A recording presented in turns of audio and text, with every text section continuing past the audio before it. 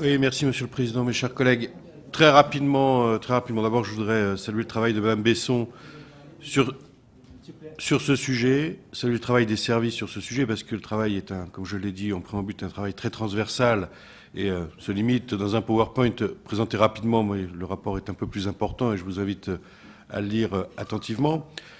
Motif de satisfaction du débat qui se tient cet après-midi autour, puisque effectivement il n'y a pas eu de débat au niveau de la CTAP sur le sujet. Ça prouve bien que l'échelon départemental est un échelon qu'il faut respecter, puisque c'est quand même l'échelon de proximité sur lequel nous avons un avis à donner sur l'accessibilité des services au public.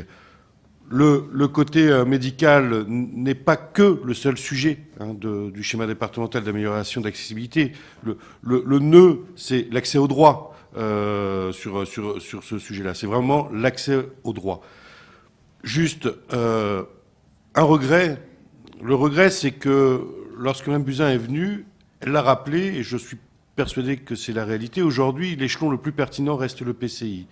Le PCI pour les maisons de santé, mais le PCI pour les maisons de services au public et le PCI pour une grande partie des problématiques. Je pense même que l'avenir nous emmènera un peu plus loin sur ce qu'on laissera aux EPCI à terme. Mais le regret que j'ai, c'est que les EPCI ne se soient pas emparés de schéma départemental. 2 avis sur l'ensemble des EPCI départementaux, 14 EPCI sur le territoire, 12 qui n'ont pas répondu et qui donnent un accord tacite sur un schéma de cette ampleur, ça me paraît très peu. Donc voilà, je le dis parce que vous savez que j'ai pour habitude de dire toujours ce que je pense, donc au moins je suis toujours en phase avec moi-même. Voilà, donc quand même, ça me pose, ça m'interroge que personne ne se soit pris en main sur ces sujets-là. Juste pour répondre à Yannick sur les fiches actions, etc., il y a déjà un certain nombre de choses qui existent.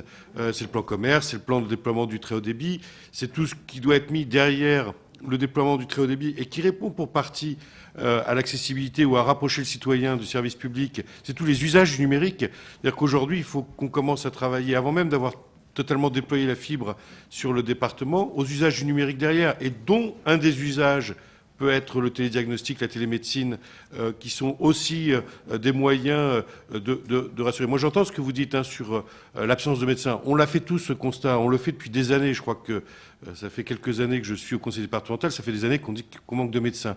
On n'a pas la main dessus.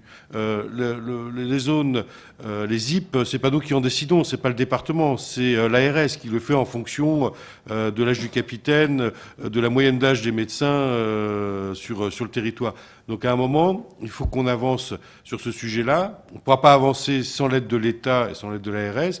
Il faut qu'on réfléchisse tous ensemble sur ces sujets. C'est vraiment un sujet d'avenir parce que l'accessibilité, c'est pas uniquement un rapport pour être mis dans un tiroir, pour reprendre l'expression de ce matin. Je pense que c'est vraiment quelque chose dont nous devons nous en emparer pour pouvoir améliorer le quotidien de nos administrés.